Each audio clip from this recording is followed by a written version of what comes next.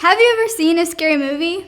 Yeah, you probably have, and I have too, but one scary movie sticks out to me the most because after I watched this specific movie, I was full of fear every single time I turned the lights off. I was scared that I was gonna have a nightmare that night, or there was monsters under my bed. I was just so full of fear. And maybe that happened to you whenever you watched a scary movie. Maybe you were scared that what was in the movie was gonna happen to you in real life.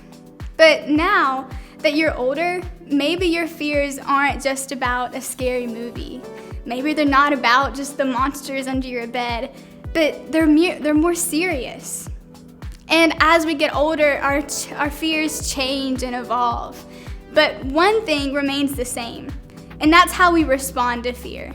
We respond to fear the same way we do whenever we're younger, like we do today.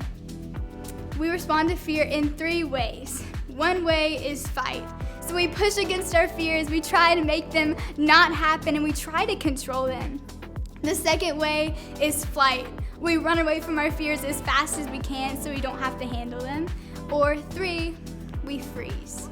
We are paralyzed by fear, and we stop what we're doing and just wait for our fears to pass. And I want to let you know that it's okay to experience fear, but fear becomes a problem whenever you let it control you. Whenever you let it tell you what to say or tell you what to do, fear cannot have that power, and fear cannot control you that way. You need to give Jesus that control. And it reminds me of Matthew 8, whenever the disciples let Jesus control what they were afraid of. The disciples and Jesus were on a boat, and Jesus was taking a little nap, but as he was sleeping, a huge storm rolled in, and this storm was bad, like really bad. There was waves crashing over the boat was about to sink, so the disciples were so scared, and like any sane human, they woke Jesus up from his nap, and they asked him, like, Jesus, save me, like, we need your help, this boat is about to sink, we do not want to die. And Jesus, being the loving and caring Father he is, he obviously spoke to the wind and waves and told them to be still. And the wind and waves did just that. It was calm, no more waves, no more rain, not even a cloud in the sky, and the disciples and Jesus were safe. And through Jesus telling the wind and waves and speaking to the disciples' fears, he spoke to their hearts also in 2 ways. He showed them that Jesus is there for him, but also that we can respond to our fear in more than just those 3 ways, but we can respond with faith. So the next time you experience fear or you think of something you're afraid of, instead of fighting, you can rest in the fact that your God is fighting for you.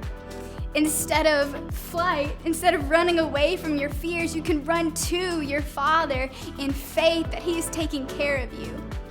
And instead of freezing, you can just rest in the fact that your Father, that Jesus, is taking care and supplying every one of your needs and turning every situation for his good and his glory.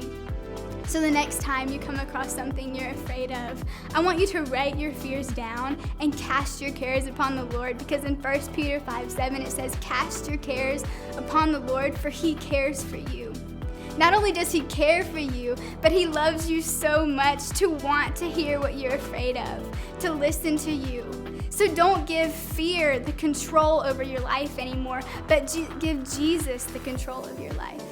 Because Jesus is more capable and powerful than any fear you could ever have.